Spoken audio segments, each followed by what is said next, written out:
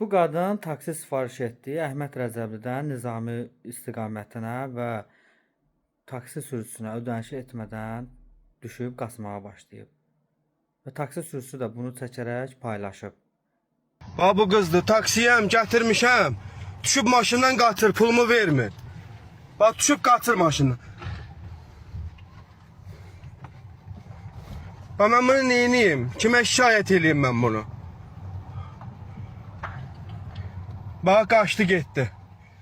Bax, qaçdı getdi. Ay xanım, pulumu verin mənim. Qaçdı getdi, baxın. Özü TikTokda görərsən.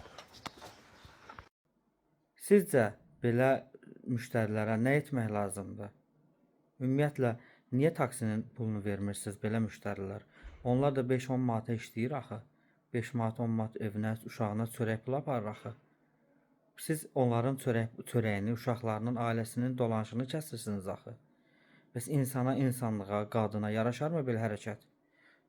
Pulun yoxdur, metro ilə get, 60 qəpik ver, avtobusla get. Niyə belə biabırçılıqların sayı artır?